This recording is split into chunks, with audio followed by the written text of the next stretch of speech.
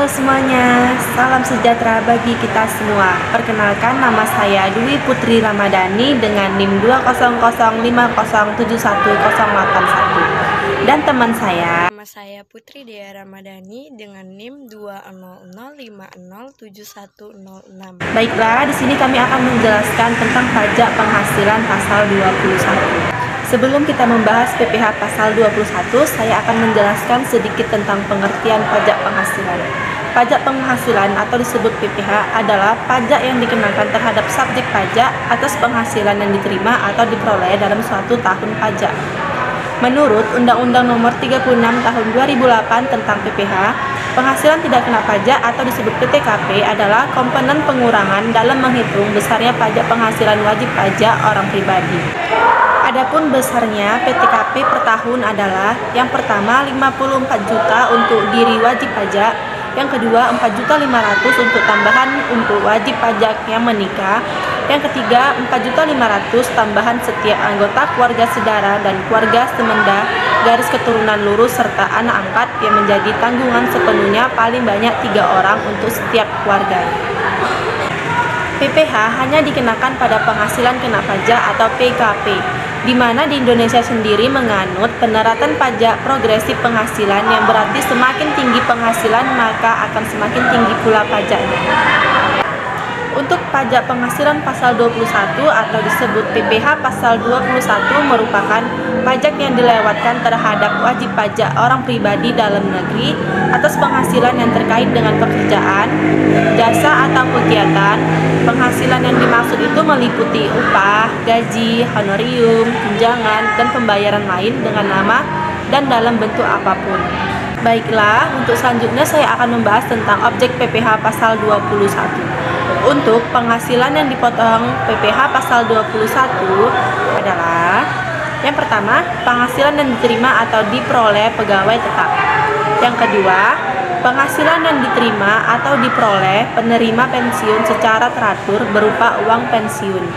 Yang ketiga, penghasilan pegawai tidak tetap atau tenaga kerja lepas berupa upah harian, upah mingguan, upah satuan, dan upah borongan. Yang keempat, imbalan kepada bukan pegawai.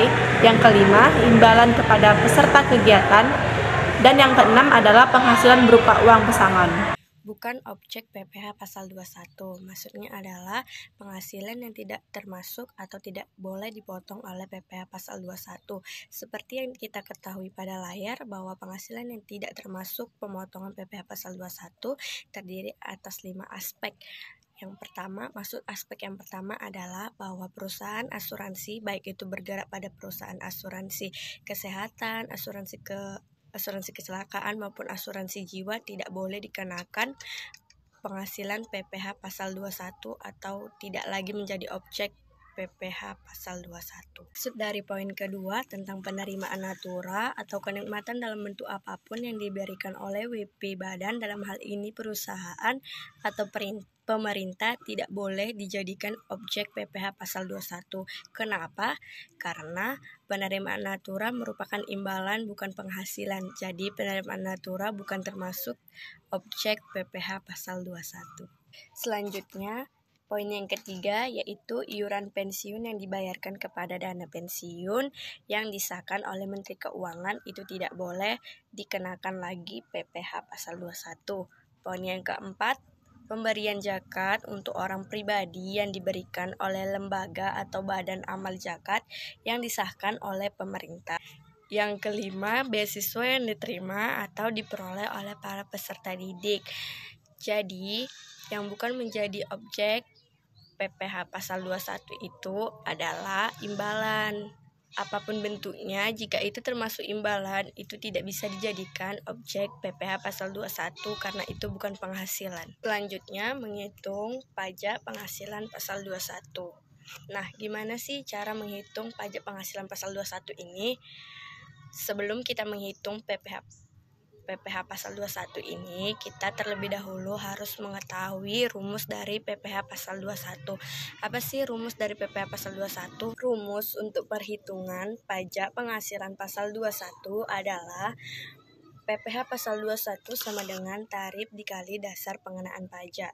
Tarif pada PPh pasal 21 sudah diatur dalam pasal 17 ayat 1 menurut Undang-Undang Nomor 36 Tahun 2008 dengan lapisan tarif yaitu lapisan pertama 0 sampai 50 juta dikenakan tarif 5%, lapisan kedua 50 sampai 250 juta dikenakan tarif 15%, lapisan ketiga 250 juta sampai 500 juta dikenakan tarif 25%, dan lapisan yang terakhir atau lapisan yang keempat di atas 500 juta dikenakan tarif sebesar 30%.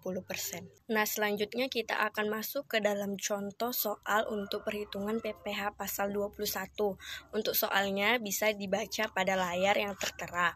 Kemudian untuk cara menghitungnya, cara yang pertama itu seluruh total penghasilan itu dijumlahkan, baik itu gaji, premi maupun tunjangan, itu semuanya ditotalkan dan menjadi penghasilan bruto. Seluruh pengeluaran yang termasuk biaya jabatan, iuran pensiun, iuran jaminan hari tua ditotalkan, kemudian hasilnya dikurangkan dengan penghasilan bruto dan dapatlah penghasilan neto untuk sebulan.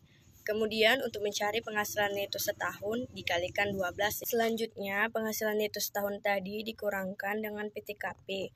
Karena di sini membahas PTKP K0 atau wajib pajak yang sudah menikah tapi belum mempunyai anak, maka PTKP-nya untuk diri wajib pajak ditambah tambahan WP menikah.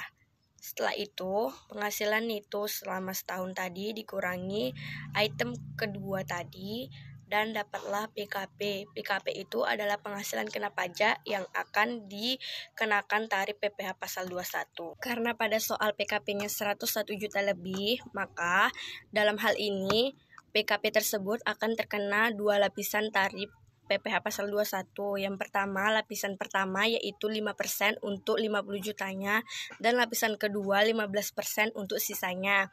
Dan hasil dari penjumlahan tersebut itulah yang menjadi PPh final untuk pajak penghasilan pasal 21. Sekian hasil presentasi kami. Semoga apa yang kami sampaikan dapat bermanfaat. Jangan lupa like, komen, dan share ya. See you.